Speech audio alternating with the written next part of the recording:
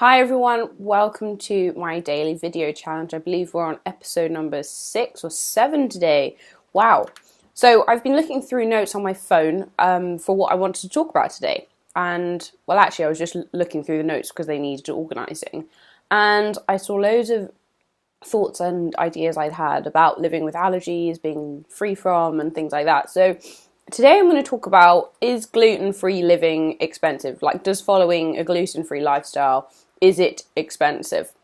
Well, and I think I wrote this note actually back in May, and, or at least that's what the date says here. And it's because I've came across a lot of people who thought living gluten-free was expensive. And to me, I was like, why? I mean, sometimes these people are gluten intolerant, or they have a wheat allergy, or maybe they're just lifestylers or they're celiac disease. And people were complaining, gluten-free products are really expensive, how can we, eat and things like this and still stay within budget? Now, it is true, gluten-free products are usually more expensive than their wheat and traditional counterparts.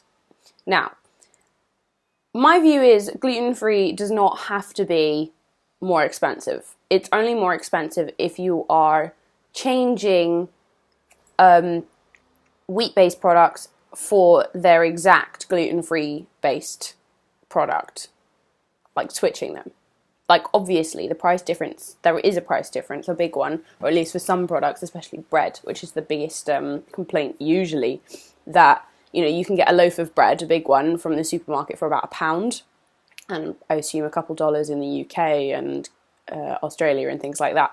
But in the UK, it's about £1, maybe £2 if you're really, if you're getting some nice artisan bread. But gluten-free bread, on the other hand, starts at £2 for a loaf half the size and is usually around £3. So it's at least 2, usually 3 times the price, and for less quantity. Now, usually in the family, there is only 1 or 2 people who are gluten-free. I mean, if you're celiac, then it usually runs in the family, and you're going to have more than one person. But the problem I have is that you don't actually have to just switch the foods. If you can't afford it, don't buy it. My view is you should reevaluate your idea of how you should eat, or the traditional way of eating. Because if you can't afford it, don't buy it. I mean, that's what my parents taught me when I was growing up, and I'm assuming that you were taught the same thing. I mean, if you don't have the cash, you can't buy. It's just as simple as that. Now, you're going to say, oh, but I can't, feed my family and things. Well, not being able to afford a loaf of bread, or not willing to spend £3 on a loaf of bread because it's financially unsustainable over a long period of time, that's just a financial decision. Maybe you have a sandwich once a day rather than, and you just don't have bread all the time. Now think about the other costs. You just won't have treats as much. Fine, you can't just buy a snack. That's normal, that's allergy living, that's free from living, you just can't buy snacks. Then I say go back to basics cooking.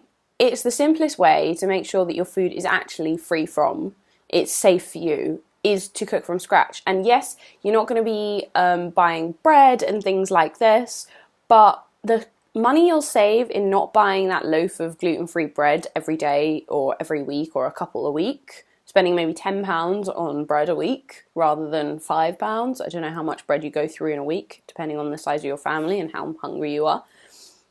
But think about it. If you only buy 1 loaf of bread or 2, so you're spending maybe £4 to £6 instead of 10, you've got an extra £4 or £6, which you could actually spend on eggs. They're incredibly high in protein. So if you're not allergic to eggs, you can buy those, and that could be breakfast. I mean, you can get a box of 6 eggs for like £1. So, and that will fill you up longer than a couple pieces of toast in the morning, or a sandwich at lunchtime. I'm sorry, if you have 4 eggs and make an omelette or something and you eat it, you have so much more energy because your protein burns longer, it lasts longer, it fills you up for longer than carbohydrates. That's just the way it works.